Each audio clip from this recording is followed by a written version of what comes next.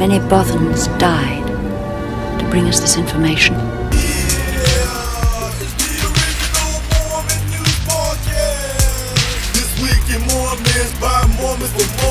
Yo, check your expectations at the door. That's the way you're going to wind up enjoying the next 45 odd minutes of This Week in Mormons, everyone. That's right. As long as you have no expectations, Jeff and I will please you beyond belief. That is... Ooh. Yes, we will. Yes, we will. We love all of you so much. We sure are. Yes, you are. Yes, you are. Who's the best listener of this show? You are. You are. That's right. All right, we're being ridiculous. We're being ridiculous. For the first time ever. I've never seen this happen before. We'll be very serious. You know what? After last week's super serious Kate Kelly show, I'm all for a little bit more levity this week. It'll be fine. Yeah, it was a tense moment last week. Yeah, well, it's been not tense. There was just a lot going on. We're still tense. going, and we'll still touch on a little bit of that. There's still some. No, I feel like we're done. For the most. The main news is that we're out of the World Cup. We lost to Belgium. And frankly, I just wish that our guys would have. I wish we had more Americans that didn't play in the MLS and played in real league soccer. Yeah. Why do you? And we're better. Yes. Well, yeah. Why do you think what's his face is so dang good? Howard. You know Tim why Howard? he's so good? Because he plays for Everton. He plays in the English Premier League.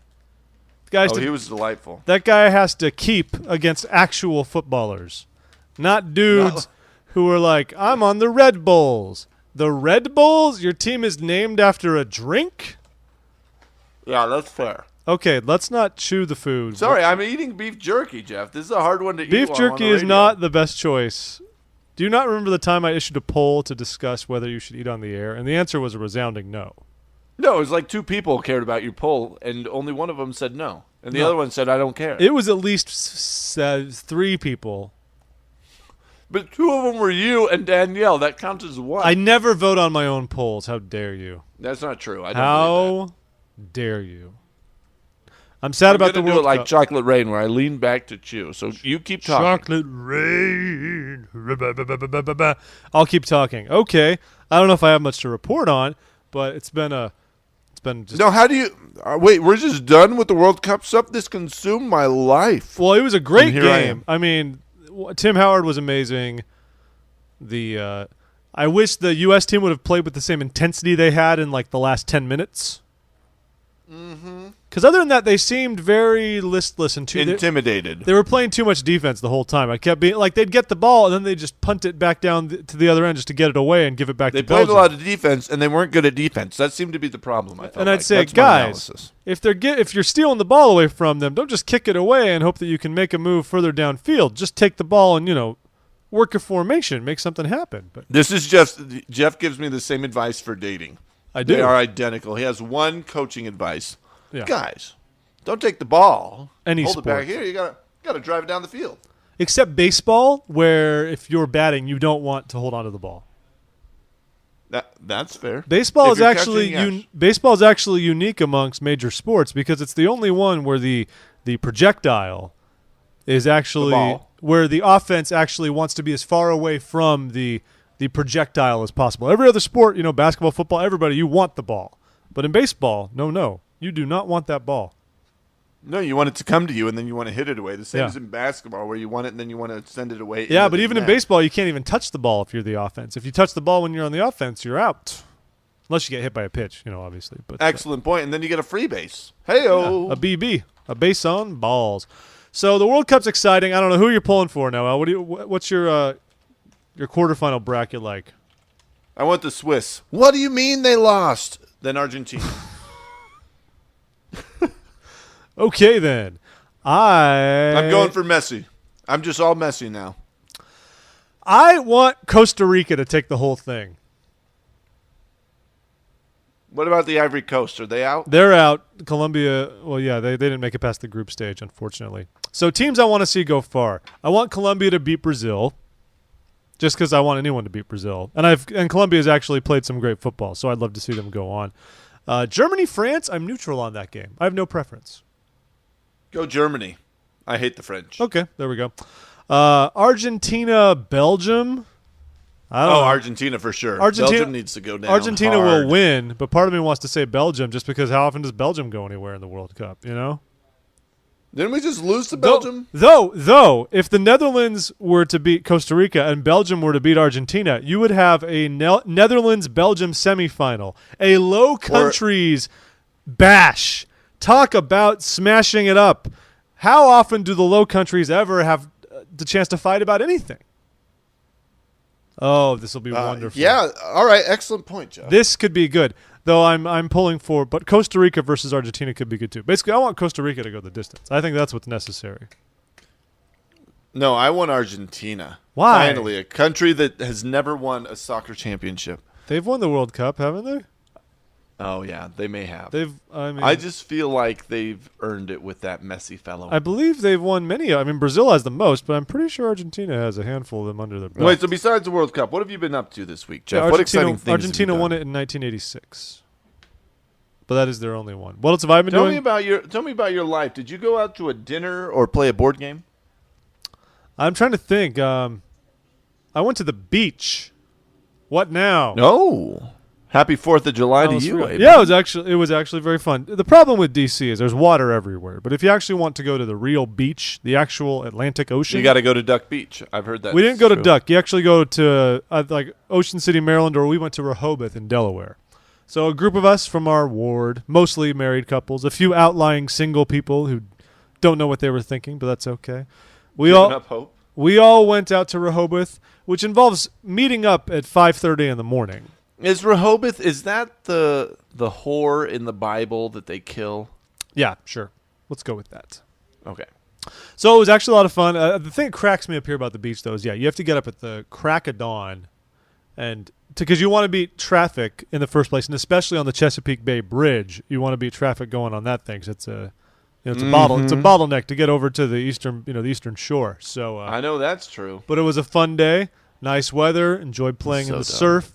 Good times all around. Had some great barbecue in this little dump pit. It took them like an hour to give us our food, though. Don't know what that was all about. Was it delicious? It was good. They were smoking it. That's what we wondered. It was good barbecue. I was a little bothered that we had to wait so dang long for it, but it was still good. No. It was still good.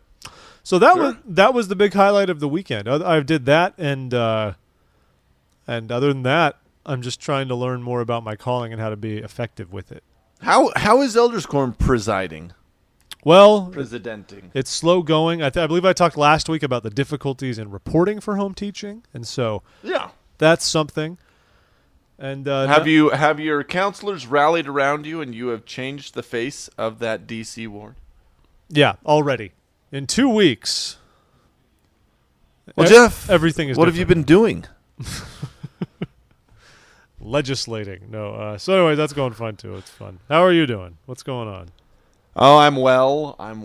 Get ready to fly back to Missouri in the morning. That'll be good. Because I love Missouri. And there is work to be done.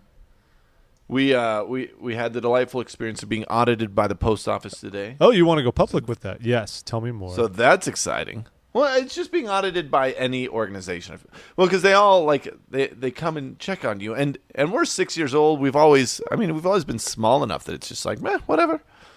And now we're not tiny anymore. Sometimes I forget that. I forget the people are like watching you. I mean, didn't you tell me the post office in Hamilton had to hire more workers to handle the volume that you're chucking at them? Oh, yeah. So eventually you were going to be noticed because you're like the only business in town. That's right. Well, and they've brought their they brought like the regional managers and directors and stuff. They bring them out and give them tours of our place. And now they just need us to fix a few things. Turns out that sounds like it was all a front. So the regional people are like, "Oh, let's see this flourishing business," when in all reality they were taking notes and seeing. Well, no, you know what's really funny about it is they came in and like I would ask them, I'm like, "This is a little unorthodox. We're doing this. Is that all right?" "Oh yeah, that's fine. That's fine." But what this branch over here says and what the auditing people have said are two different things. We didn't know. Those monsters. We could not have known. Yeah. Well, I'm sorry to hear that. I mean, that's still not fun. No, that's all right. I forgive you. Thank you. The bigger piece, though, is the 4th of July coming up. Yeah. And what will we do? blow things up, Jeff? Do you have any big plans? Or you? Yeah. But I think it's just going to be the pretty typical things. Barbecuing. I might go down to Mount Vernon in the morning, and but then barbecuing in the afternoon. Don't they have a big show in D.C.? Like you can go to the White House or the Capitol lawn and watch fireworks. Well, you can't go on the lawn, but yeah, the 4th is huge on the mall, and it's something everyone has to do once, especially if they live out here. You camp out on the mall. They have concerts all day, massive fireworks show on the mall, and the nice thing is, since it's so open with all the parks and the monuments and stuff, even across the river, you can camp out at various locations. So we might go, I think, somewhere near the Pentagon and just sit there and you can watch all the fireworks from across the river. Oh, yeah, or the Theodore Roosevelt Garden. His island, you mean? Yeah, that's a good one. That would be an okay location for it. Thank you. Not a bad thought, actually. A little bit upriver. Aha! But yeah. So that'll be the 4th. It'll, I've done it again. Hanging out with friends, doing things. I hope everyone here has a wonderful 4th of July. We're sorry to have a show so late in the week to you on a holiday weekend, but we hope you'll still. I don't mind as much as Jeff.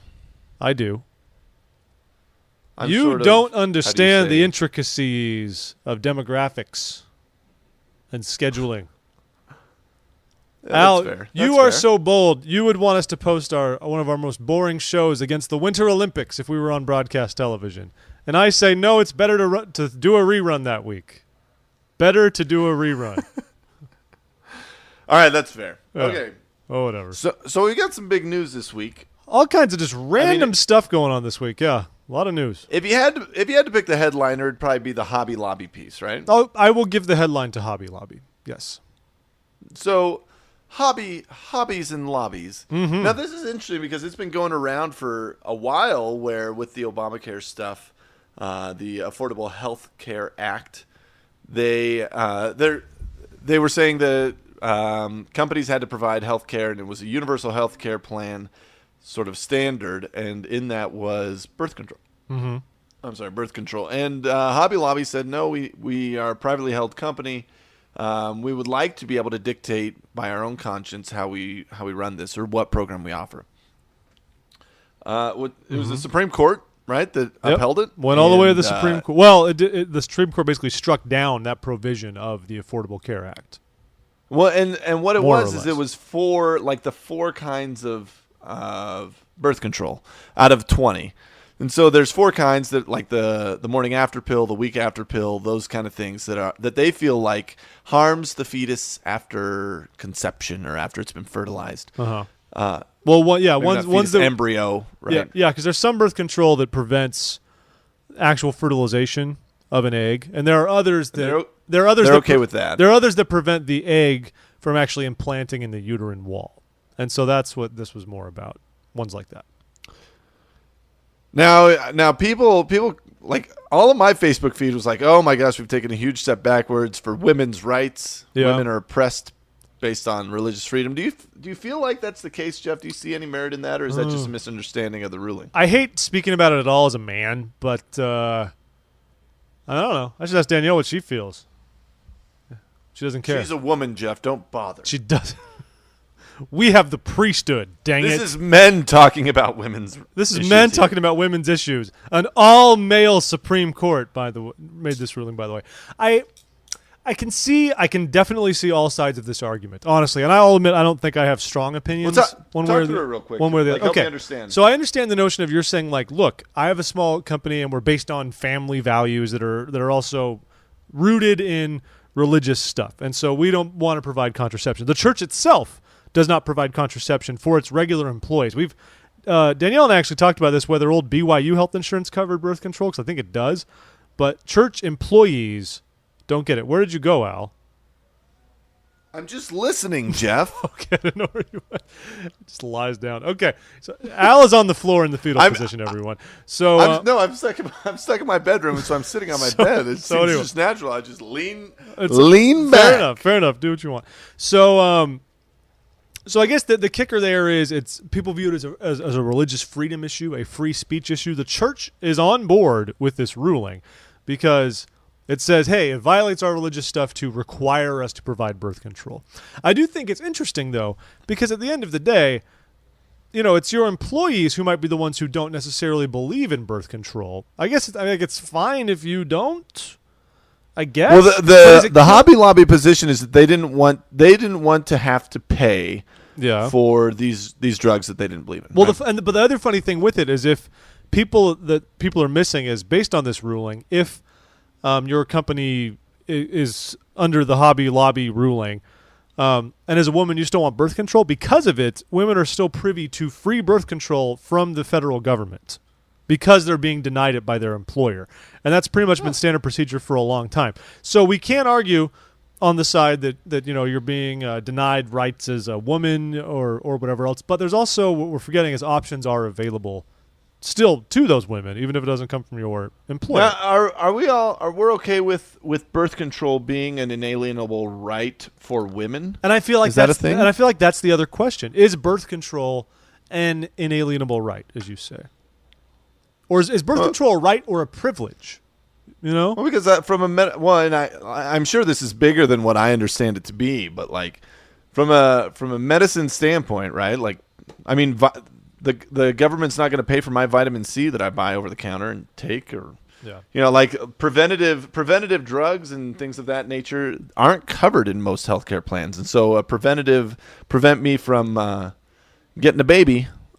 I don't know. Like, there's a part of me that says, why would you need someone else to pay for that? Why would you think that was a right and not a Yahoo? And I think the thing to bear in mind, so people remember, this applies to a narrow scope of companies. Okay, it's not a lot of people. It covers if you're a publicly traded company, not allowed to do anything with that. Yeah, it only applies to what are called closely held corporations. So these are corporations that they might have stockholders, but they don't trade regularly on the stock market. So like Al said, you're not publicly held. You're a company that has stock for the sense of ownership of the various parties who own it, but.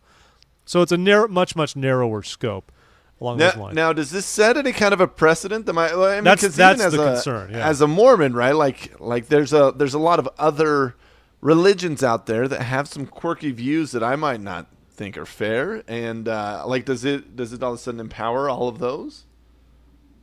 Well, some of the ones we talked about, blood transfusions for, what is it, Seventh-day Adventists? Well, this does not outline that. This deals specifically with the birth control mandate in Affordable Care Act, but I do think it opens the doors to all sorts of other lawsuits on any number of issues. That it could be that, yeah. So if your employer is a weird Quaker, he should be able to deny you, or like let's say they're Amish, they should be able to deny paying for anything electrical.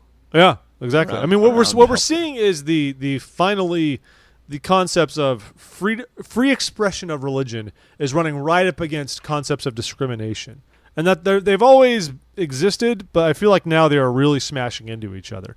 And so, because who's to say someone's not going to say, well, other part of my religious beliefs is I don't want to provide services to gay and lesbian couples because that goes against my religious beliefs. I believe that's an abomination before the Lord. Whatever it may be. And who's to say that the Hobby Lobby thing can't be a precedent for someone to say it was totally okay for them not to supply birth control, and birth control is a choice, and sex out of wedlock is a choice, and not wanting to have kids is a choice you're making, and they could say, I should have the freedom to deny these things. And that, I think, is where stuff starts getting quite a bit. Now, there's an element of the free market to this where if you don't like my benefits package that I'm offering, you're welcome to leave, right? True. You are welcome to choose a job. I mean, right now, I'm just barely offering benefits to my employees, but up to this point, if they wanted a job that provided benefits, that wasn't me. They needed to go somewhere else, and I was fine with that. And I provided benefits so that I could compete on that level for recruiting people and getting them to come work for me. Yeah. I'm honestly a company that was able to say, no, I'm not going to. Well, so a company that was able to say the birth or the health control plan that I'm providing will not cover any of these conditions. I think it's probably different than a company saying, I'm not going to hire you because you're black or because you're gay and my religion doesn't allow that. Right? I don't think it's to the point of. I don't think it's discrimination. I think it's like when you're customizing your offering to your employees, and it's not that you can't work here because you're a woman. It's that we're just providing a health package that's different. I think that's a different conversation than what people are jumping to. That's true, but what if it's forcing someone to change career paths entirely? Like, what if hypothetically they want to be working in the industry that you're in. They want to be in quilting in one way or another, doing what you do. Sure. But because of are you not discriminating because you're not allowing them certain types of care because of what you want to do, and therefore you are denying someone that sort of. So the idea coverage. that maybe I've got a weird kind of cancer and I have to get a blood transfusion all the time, and the employer that I want to go work for is it Seventh-day Adventists that don't like blood transfusions? No, it's Jehovah's Witnesses. Jehovah's Witnesses. That's right. So let's say my employer is a Jehovah's Witness, and they refuse to provide that. So you're suggesting that because they don't want to provide that piece of healthcare, that they would be in essence discriminating against me because I need that. Well, what I'm saying is, while many people are able to choose their place of employment by taking healthcare into consideration, for many people that's not an option. Or you go buy your own, which is what I do. Yeah, but for many people, it is a fact that for many people, they don't have as many options, and so they are more at the mercy of what's offered to them. So, and I think that's especially true in smaller areas like where you live, Al, and stuff, out there in Missouri. Obviously, with more people, you have more options, but you don't always have it. Mm-hmm. Mm-hmm. Yeah, but a lot of this, of course, is a slight against women. All of the 3 female justices on the Supreme Court dissented on it, and I understand Judge Ginsburg's dissent was brilliant. I myself have not actually read it, though. I should. It was brilliant, though I haven't read it. Had you read the actual decision? It's 95 pages. I don't have legislative correspondence doing work for me. I'm not a senator. Oh my gosh, Jeff! Ain't no one paying me for that, fool. I'm an eldest quorum president. I've got time for this. Ain't nobody got time for that. Okay, well, so that's it's big news. I'm not sure. The church is excited about it. The church is very they feel excited like it's a about win. it. The church thinks, because for the church itself, this says the church can soldier on without having to supply birth control, which we've always found fascinating because unlike, say, more Orthodox Catholics. Catholic, but whatever. We are, our book says birth control is just a private decision between families. We don't have anything on the books that says we believe birth control is wrong and it's messing with God's will. And so I find it very amusing that we don't supply it. I feel like talking about this as though it's birth control is a little bit disingenuous because it's not. I mean, it's not the pill that they're against. It's not condoms that they're against. It's the idea that you can get pregnant and then abort that pregnancy with a pill that they're against, right? Well, yeah, well, yes and no, and now we're getting into some of the areas of defining what conception actually is, and that's a whole other. That's a whole other topic, though. But that's, I mean, that understanding. That's where both our religious group and the Church of Hobby Lobby take issue with this. Yeah, because you're right. A big part of this is Plan B or morning after pills, stuff like that. I'd like to go to the Church of Hobby Lobby, and that is where they, and that's where a lot of the issues were because they felt that the morning after pill for them as Christians felt like that was, as you said, Al, sort of a pre-abortion. You might not have a fetus developing yet, but you have a fertilized egg that would implant hypothetically. And you are preventing it from doing so. It's not a matter of just preventing actual fertilization. All right, so we got a ton of other stuff to do. Weird here. stuff Let's going see. on, yeah. You want the next one? You go next, Jeff. Oh. What else would you like to talk about? I'll talk about I want it. to talk about dumb missionaries real quick. Dumb 18-year-olds. You let them leave their house for a year, and you know what they're going to do? They're going to raise a U.S. flag, which they then draw on. And they raise their mission shirt. They draw on a flag because their mission stuff. They climbed Mount Olympus, which is the tallest summit in the Salt Lake Valley. If you're ever in the valley and look eastward and see the tallest mountain there, that's Mount Olympus. They decided it would be fun to write, "Go baptize, only Utah Salt Lake City East Mission," said the T-shirt. And they actually put in a cement anchor for a flagpole. They went to this is a lot of effort for a hike. I mean, they brought a flagpole. 80 pounds of cement. Yeah, they brought cement, a flagpole, everything ready to go, and said, you know what we should do? We should vandalize federal forest property. That sounds like a good idea. Let's go do that, elders. This will be the best preparation day ever. Oh, my goodness. I mean, I'm sure they've had words spoken to them by their mission president, but you're just like, really? What a bunch of goobers. Where is the? I mean, this is up there with those scout leaders who toppled the rocks, down in southeast Utah months ago. Just why? Why would you do this? Where is your common sense? If there's not a flagpole there in the first place, do you not think someone might have thought of that in the past? Like, there should be a flagpole here. I claim this land for the church. No one's done it because it's federal property. Big we claim this land for Jesus. I just think they're just such a... And now the beauty of it is they've all had to go back up there to Mount Olympus and remove the flagpole and the concrete and take it all away. Oh, what a way to spend a few days. Goobers. Just idiots. I have nothing positive to say about what these missionaries did. And I guess it's both good and bad it happened in Utah. It's good in the sense that because everybody's like, oh, it's fine. Everybody's like, oh, it's the elders. We kind of understand. It's also bad because I think a lot of other people are saying, like, stupid Mormons at it again, just having their run of the place.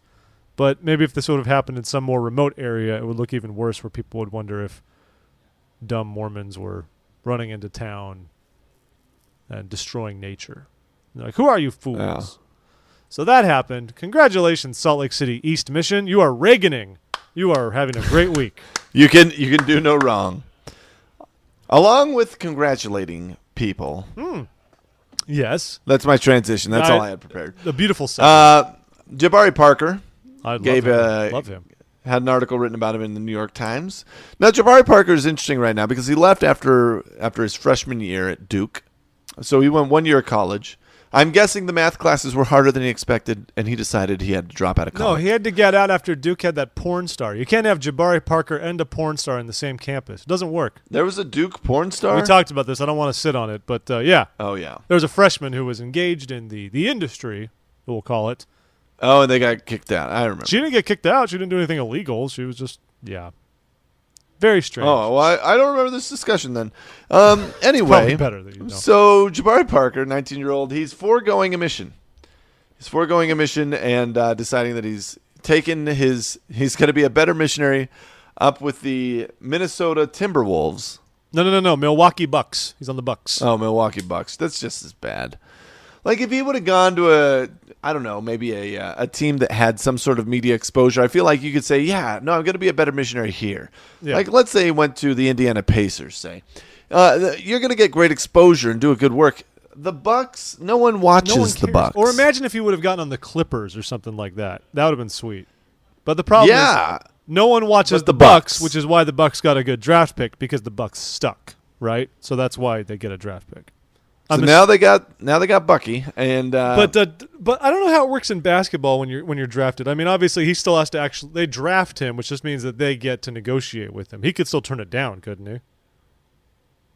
I mean, that's how baseball. But then you don't play. Yeah, I think you have to take it. And then but sometimes, like out. in baseball, people get drafted and then they just don't go along with the terms, and then they just float out there and try to have an agent get them somewhere else. But I do agree. I don't know. It's more dangerous.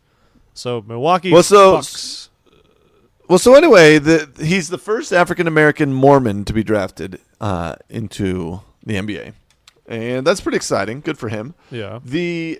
So like, there's some cool stuff there. The downside is this whole article is just talking about how not everybody needs to serve a mission, and I mean, it's kind of got some weird references from. Who was it? Marvin J. Ashton. Oh, it's got some awesome references. Where he was like, a prophet needs to say that every young man should serve a mission because that's the expectation. But we know that a mission is not for everybody, and not every young man can serve. Yeah, you have a broad standard, but there are exceptions. I just feel like dwelling on the idea that maybe I'm the exception because I'm special is a harmful line of thought to go down. There's also one by Elton Perry, who came to visit Bruce Hurst, who was a pitcher for the Boston Red Sox from 1980 to 88. And he was a star athlete that was struggling with the question of whether he should serve a mission. And Elton Perry sat down and said, wouldn't it be marvelous, though? You can kind of hear him saying it. Wouldn't it be marvelous, though, to get drafted by the Red Sox and have 35,000 people watch you, and then 3 times that number read what you said in the paper the next day? You do have to wonder, though, how much of this was peppered in by the fact that Elder Perry is a Red Sox fan. I mean, how much of his counsel as an apostle was being skewed by his own personal bias right here. Well, and they talk a little bit about the culture of the church, just to make you feel guilty if you don't go and things like that. Which we do. I think that actually the church is getting better at being more accepting of that by and large. But, man, I can't think of a more meaningful way to spend 2 years than as a missionary. There just isn't. I mean, pro athlete or not, like those 2 years of going and developing as a person are going to pay huge dividends as you come into these other experiences in your life. So... yeah, I mean, sure, not everybody has to go, and if you don't go, nobody dies. Yep. Nothing dramatic happens. You're not in trouble. Nothing happens. I mean, that's the truth of it. But if you do go, there's great things that come. But there's always the risk you go on your mission, you come back, and then your professional career is never the same because you can't pick up where you left off, and it's over. Yeah. But that's a risk you take, and I think it's a personal choice. Hopefully, it'll be fine for him in the end, and maybe he'll have a blazing career for 7 years, and then he'll go on a mission when he's 26. It'll be great. We wish him the best. I actually love that President Monson quoted him in General Conference, which is just awesome. President Monson's advice. Jabari? Yeah. What did he say? In the spring, I believe it was during the priesthood session, President Monson quoted Parker during General Conference, and he recounted advice that Parker said his father had given him. And the advice was, just be the same person you are in the dark that you are in the light, Monson said. Important advice, brethren, for all of us. Those are the last words of the article. Mm-hmm. Which is a fair point. And I think Jabari Parker, mission or not, is clearly a stand-up guy with a testimony who, he's about the church, and I think he's a strong representative of the good the church can do in one's life. Regardless. I agree. Let's see here. I got a couple random ones I can run off right here for all these fine folks. Everyone knows that I love church organization and stats and things along those lines. So, the church has actually organized the first stake in Jamaica. And personally, I am shocked that it has taken this long to organize a stake in Jamaica. I've had friends who have served missions in Jamaica. You just assume there's more going on in Jamaica than what this lets on. But either way, Elder Holland, after he's been touring around doing all sorts of things, after he went to Cuba, presumably, after stopping over there in Cuba, Elder Holland went down to Jamaica and organized the Kingston Jamaica Stake. So it was attended by... Jamaica didn't have a stake? Jamaica had no stake. I know.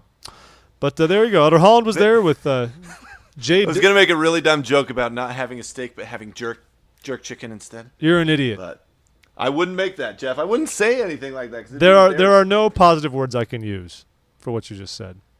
So there we go. I expect nothing less. So Jamaica got a stake. There's gonna have 6 wards. Oh man, you know what I mean. Jamaica, they got a stake. Yeah, 6 wards, 2 branches. Huge blessing for Jamaica. Good job, Jamaica. The intro music better be from Cool Runnings this week. No, it's always our rap, always and forever. Our rap. Is it? Are we still using that? That's our theme song. Oh, also in other steak news, unfortunately, a steak was also discontinued in Japan. So we basically have we've broken even, a net even. Is that what we call it? Discontinued? Are they dissolved? Can the steak be excommunicated? Can we call it that? Well, we haven't removed its records from the church, but it's discontinued. So sure we have. It no longer exists as a church entity. Well, there was a steak in Okinawa, Japan, called the Jinawan Japan steak. I butchered that, I'm That's sure. not a real word. But Japan steak, it was consolidated with the Naha Japan steak. The steak only had 4 wards and 1 branch, and this was consolidated. So 3 wards and 1 branch were closed as part of the consolidation, resulting in the Naha Japan steak currently having 9 retained congregations, 6 wards and 3 branches. So I guess Okinawa actually has the highest percentage of Latter-day Saints of any administrative prefecture in Japan, but the church has experienced the lowest activity rates in Japan, all being there. I wonder if this could be because of service people, though, because Okinawa has a big presence for American service people. So I wonder now that we're not at war with Japan. I wonder how much that's factored into all of this, especially with us being at odds about maintaining bases there. That's the best thing I could consider. But anyways, so we get a stake, we lose a stake. Other things are happening, but there you go. All right, we got a bunch here, so I'm gonna go kind of fast. I'm gonna take a couple here. There's an article going around about the divorce rate in the church. Traditionally, it's been said that the divorce rate in the church. Some church. what traditionally has been said about our church, that the divorce rate in the church and out of the church is about the same. It's about 50%. There's an article that says, but if you take just active, worthy members of the church, it's closer to 20%. Which for me would explain why all the hot women that I've been waiting to get divorced so I could date them have not been getting divorced. They're still happily married. Why that's a thing. I know. Well, like just playing my odds, I feel like if I was just friends with, I don't know, maybe 20 good married women, that eventually 10 of them would get divorced and I'd have a dating pool that I would already know. And like we play board games together. Let me ask you. You can play signs. You can play signs. The only game signs, yeah. We'll go to the malt shop and play signs. So, let me ask you a serious question. Have you ever, in all your with all your braggadocio as a man, not a married woman, but a woman who you know has a boyfriend, have you ever straight up just said, "You should be dumping him and dating me"? Just like straight up gone for it, like saying that great Robin anthem, "Call your boyfriend." Exactly. Tell him he found someone new. Do you remember how we listened to that song like 12 times through, driving through Ohio at midnight? That was great. That's what calls to my mind when I think of that song. But have you ever done that? Have you ever been so bold as to just say, "No, don't date that guy, date me"? Yes, I have. How'd that work out? We dated. You're not married. We dated for 4 months. She was a sweet girl. Okay. It worked out. I'm not like normally. There's some man code that exists. If the guy's a decent guy, you let him have his chance. You know what I'm saying? Yes. Now I also did inadvertently start dating a woman who turned out to still be married. That whole "I'm separated." I didn't know what that meant. I didn't know what that meant. When was this? This was 3 or 4 years ago. It wasn't dating. It was just like I was liking her. We were hanging out a lot. Then it's like. The old husband came back into the picture. And I was like, "I'm sorry, you what? What is this?" So that was like I was under the impression it was headed a different direction. No, we're working things out. I'm like, have I been dating a married woman? These are accidental things that happen, Jeff. As you grow older in the church, you run into these scenarios, and you're not. I mean, I didn't read the book on this stuff. I don't know how this stuff goes. I sometimes even look at the wrong hand to see if there's a ring on it. I'm bad with left and rights, all that stuff. It causes so much trouble. But, okay, moving on. So that was me touching that very quickly. Congratulations. That was wonderful. Touching you.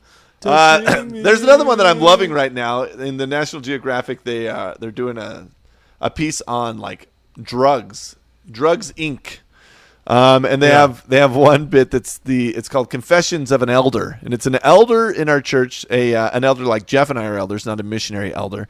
So this man is an ordained Melchizedek Priesthood-holding elder, and he's a heroin dealer. So okay. So they have a little 3-minute interview with him where he's got a Book of Mormon that he's carved out a big chunk in the middle to courier drugs, and he starts off and he's just like, yeah, there's a lot more people using drugs in the church than they say. Interesting though, he pays tithing on his drug money. So I'm sure you were wondering that, and says he pays a generous tithing on his drug money. Well, that's important. I hope he's doing that. And I mean, he's like a Robin Hood. Well, when he sees himself as he's like, well, you know, drugs they're out there and they're not going away, and so it's better to have good guy drug dealers. He's sort of the Heisenberg for Mormonism, I feel like. Yeah, but Heisenberg wasn't a good. Well, Heisenberg. No, Heisenberg was all good, right? He was making a better product, and he was. No, you could argue that making Jesse money had for more his of poor wife. Jesse was more Robin Hood-y. Well, in the end, Walter sure. White was. Yes. Jesse was just throwing the money around in the streets, just didn't know what to do. In the end, yes. But in the beginning, no. I mean, it was Heisenberg that was the good guy. The thing I don't love about this video, though, I think it's fascinating, but they very much tout him as a Mormon elder, for the lay public to assume that this means he's some kind of higher. If you were a National Geographic interviewer, you wouldn't know the difference between an elder that's a proselyting elder and an elder that's not a proselyting elder. I mean, you can't. So the point is, he's an elder in the sense that he's in the office of elder, just like a missionary is in the office of an elder. Yeah. But he's not like this isn't a 70 or anything like that. No. And so they don't differentiate that. They really tout it up like elders can ordain men as priests. Priests are 16-year-old guys, blah, blah, blah. But I think it's so weird that this guy's just like, yeah, you know, just dealing the drugs. I don't know where he says he is. They don't name the city. No. Based on the I'm in mountain Hamilton, area. Missouri, just dealing drugs. It's like, I know that guy. Well, I was trying to tell based on I think the mountains and the rampant poverty. That was just standard they were B-roll able to footage shoot. for Mormonism, though. That's stuff you download. No, I'm from the pretty church site. sure they were in Ogden. Well, that wouldn't surprise me either. Here's what's crazy about this, though. They is were in I think, Ogden. I Let's think there's just a lot of people that, like, sort of, you stumble into these. I feel like if I started dealing drugs, I would just continue my life as normal, and I would keep paying tithing as normal, even though this guy apparently is making about, I don't know, $80,000 to $100,000 a month. You just pay some tithing on that. I don't know. Kind of crazy how you can rationalize stuff in your head and make it all fit, but he's doing it. Well, then again, you could be arguing like I'm not using the drugs. Well, and he's selling this, them. Though. He's selling them and not killing people. So maybe that's. Think about this though. Now, obviously, you get in trouble with the church if you felonies, stuff like that. Like, yeah, we care about that. Yeah, that might happen. He would get excommunicated. He would. I'm confident. Sure. But one could argue in a world where if the cocaine wasn't totally illegal, you could say, look, I'm just selling the stuff. I'm not responsible for what people do with it. Yeah, are you allowed to? Oh, go ahead. That same logic's applied to many members on my mission. There were many active members who owned bars because it's just commonplace. Bars are not illegal. But no, that's what I'm saying. I know. I understand that element of it. But just sort of the right or wrong, the moral angle, she'd be like, yeah, but you're serving people alcohol. They'd say, I'm not responsible for what people do. I'm just there selling stuff. And so how will this shit be shaped, say, in Colorado? Could you legally be a marijuana vendor? Publicly so, and still be fine in the church? This is a more slippery slope than Hobby Lobby. This is says I. The Heisenberg story. We've cracked it. Said he. I want to talk like President Monson, and whenever I'm going to cite a quotation, I will say, "Said he." Okay. And then go forth with my quote. No, that's good. Said she. So we love Mormon Heisenberg. Yeah, I was he's very entertained. Mormon Heisenberg, if you're listening, we will preserve your anonymity. Come be on our show. We'll be accomplices to your crime. Not accomplices, journalists. Same thing. All right. Let's see. Other great things. Is there any Kate Kelly stuff going on you want to talk about, Jeff? Well, not Kate Kelly specific or explicitly, but of course you couldn't miss last week when the church released a statement, a rare statement actually, by the First Presidency and the Quorum of the 12 Apostles on various things like apostasy. It's so obviously related to everything going on with Kate Kelly. I will just read it to you. How can you say that, Jeff? It's only 3 paragraphs, so listen up. Said he, in God's plan for the happiness and eternal progression of his children, the blessings of his priesthood are equally available to men and women. Only men are ordained to serve in priesthood offices. All service in the church has equal merit in the eyes of the Lord. We express profound gratitude for the millions of Latter-day Saint women and men who willingly and effectively serve God and his children. Because of their faith and service, they have discovered that the church is a place of spiritual nourishment and growth. We understand that from time to time, church members will have questions about church doctrine, history, or practice. Members are always free to ask such questions and earnestly seek greater understanding. We feel special concern, however, for members who distance themselves from church doctrine or practice and, by advocacy, encourage others to follow them. Simply asking questions has never constituted apostasy. All right, we get it, Jeff. We get it. Repeatedly acting in clear, open, and deliberate public opposition to the church or its faithful leaders, or persisting after receiving counsel in teaching false doctrine. 2 definitions then. So you're either persisting after receiving counsel and teaching false doctrine, or repeatedly acting in clear, open, and deliberate public opposition to the church or its leaders. So obviously targeted at, at everything that's going on right now. Well, so that's that's there. Ordained women also responded to this. Oh, they did?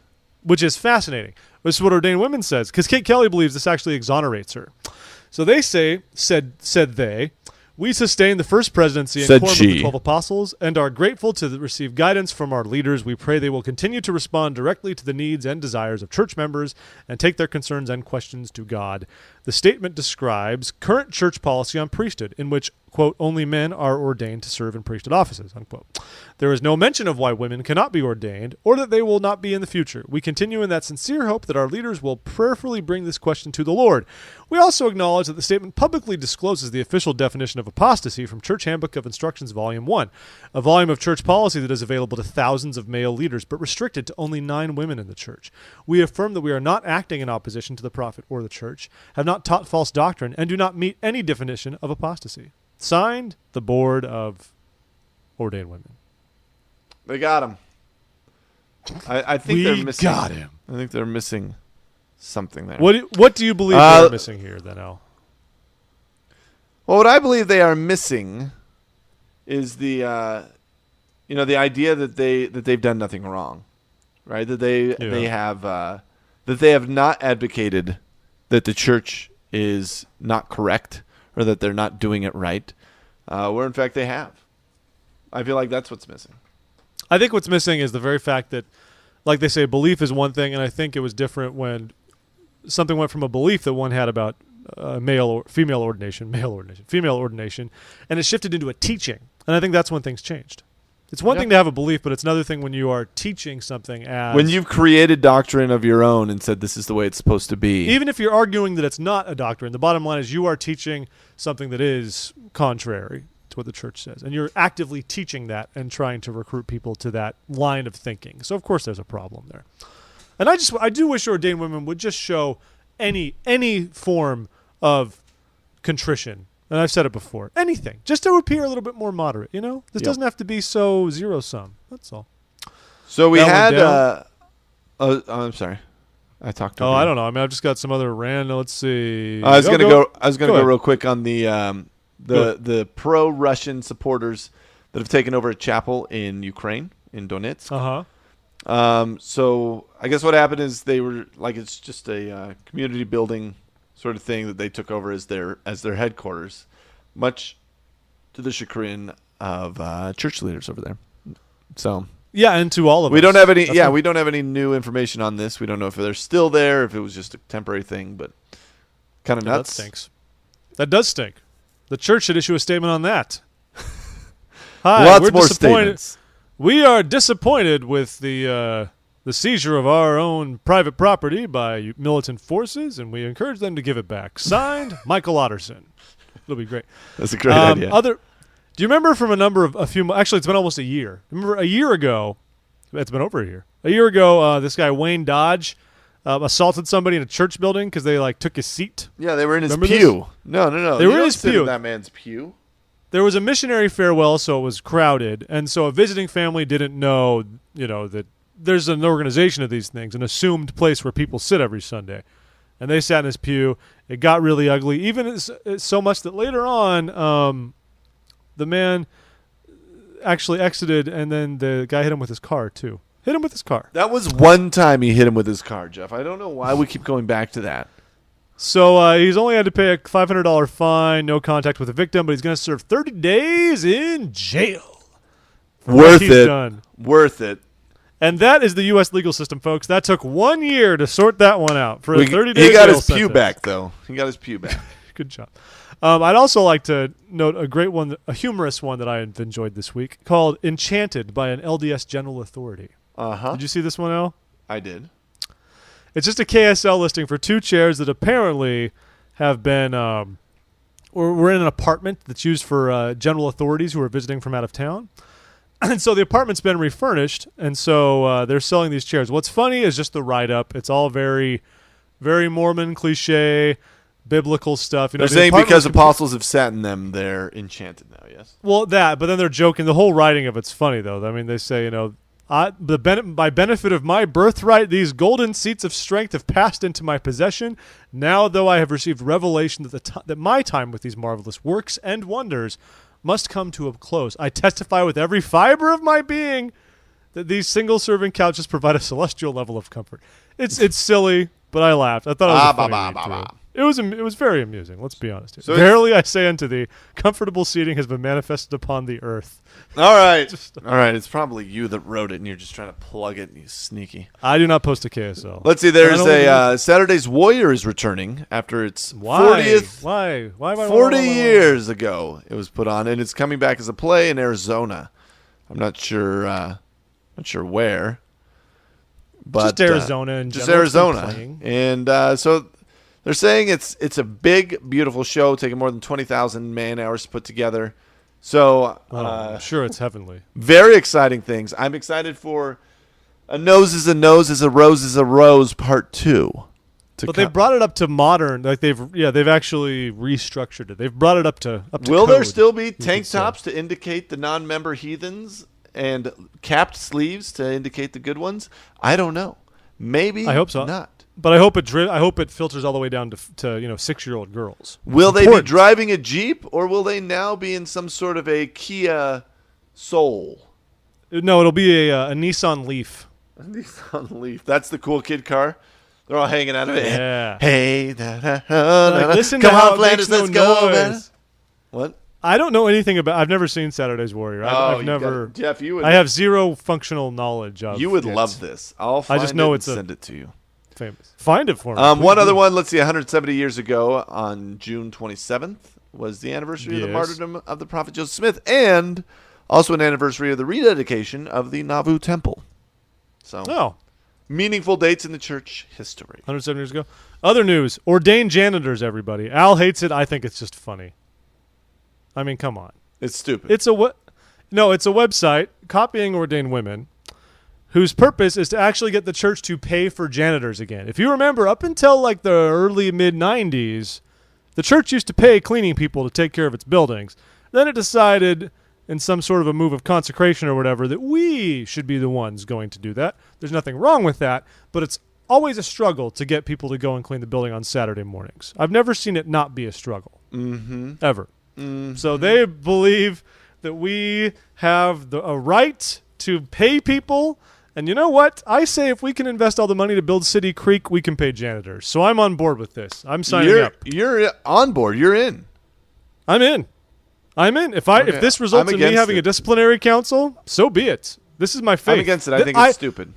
If I don't stand up for this cause, I would be being inauthentic to myself.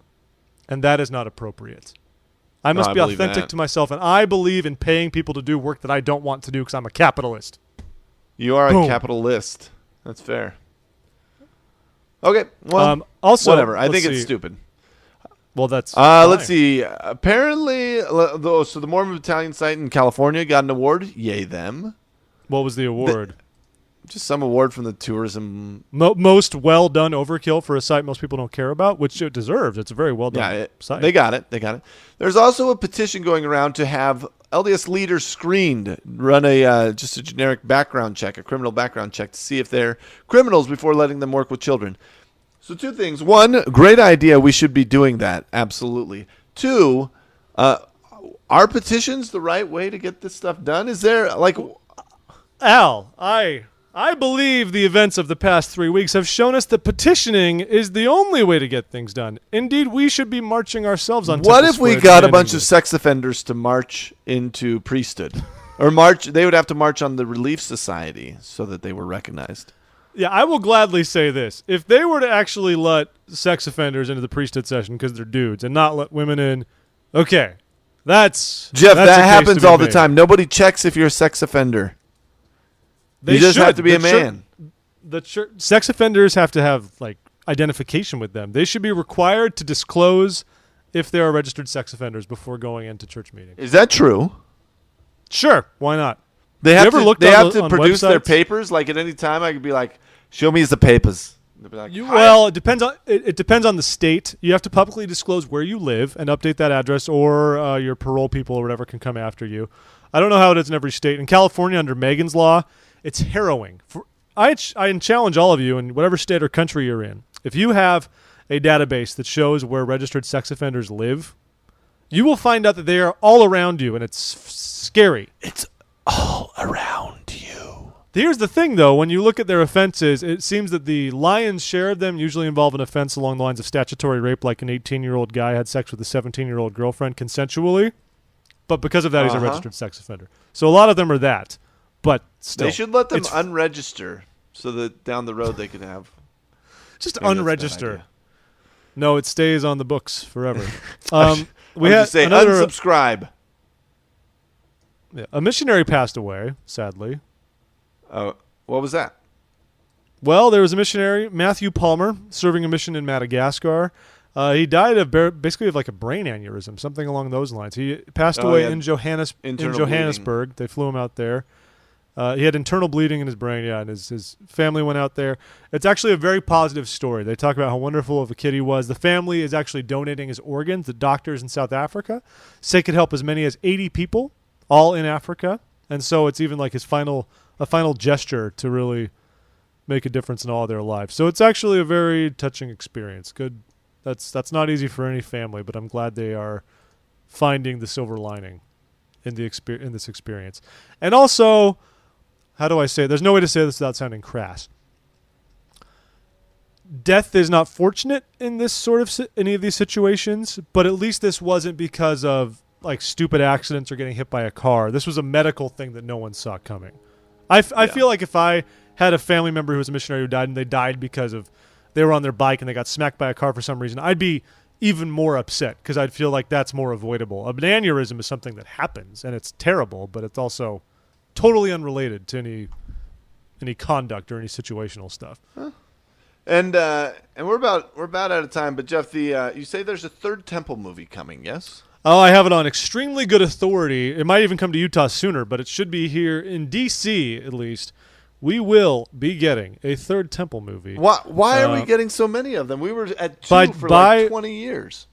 By July 22nd, we should have a new Temple film. And that's at least here. Are they changing these? Are they not using some of them because they portrayed stuff incorrectly? Or like what's going on with them?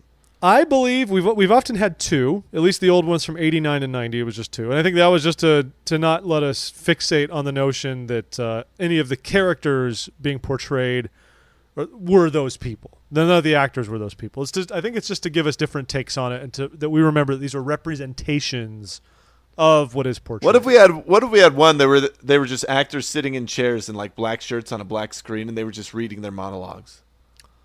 I think we should do it like inside the actor's studio, something like that. Yeah. We'll have James Lipton interview everybody afterwards. I'd be okay with that. I would love it if behind the scenes for afterwards and like it could be like deleted one of those scenes. It's like, oh my gosh. It could be like one of those Fathom events that they advertise when you go to the movies. A live reading. Yeah, that might work. Only on August 2nd in theaters. Side note, I've never paid to do one of those Fathom events things when they live broadcast something from the Met into your movie theater. It costs like $40. Why would I never do that? Kind of money? Never. No. Anyway, terrible idea. Jeff, what a delightful. You don't want to talk about Mormon crickets or the anti-gay convention? No, everything else is pretty much meh. What about sexual violence with college-age Mormons? That's a big story that just dropped today. Where's that? I didn't put it on the list. I just found it while we were talking. Maybe we'll talk about it next week. We'll save it next week. Stay tuned, everybody. But in the meantime, you can contact us. Email us at contact@thisweekinmormons. Many of you have been, and we love your emails. We always try and provide some sort of snarky response that makes you feel like less of a person. So I do hereby by we, that is Al, best that you I email seek us, to uplift. Or come visit us at thisweekinmormons.com, leave a comment, and equally, we again will try and belittle you in some way. It's and you know what else we sort love? of a thing. It's our thing. You know what else we love? We love it when you tweet at us too. So find us on Twitter at @TheRealTwim, and go to our Facebook page as well. We love it when you message us on there. All those things are good. And there are some of you who even leave YouTube comments. Thank you, YouTube listeners. Adorable. I'm actually amazed how many people listen on YouTube. So this is for all of you folks. Thank you for being on YouTube. Tens of people. Thank you for supporting us on there. And for those of you who haven't been to our page, find us on YouTube. We're on there. I like it. And also find our other podcasts, Sunday School Bonanza, Gospel Doctrine Rundowns. Great one to share with your friends. It's very useful. We get rave reviews. Rave reviews. People love it. And Third Hour of Power for the manual for priesthood, which I guess I have to care about more now because now I actually go to priesthood. So that's exciting. It's the best. So there we go. All right, man. Jeff, have a great week, buddy. You too, Al. Have a nice time, trying to meet ladies and stuff. Oh, I'll do know what all I'm of saying? those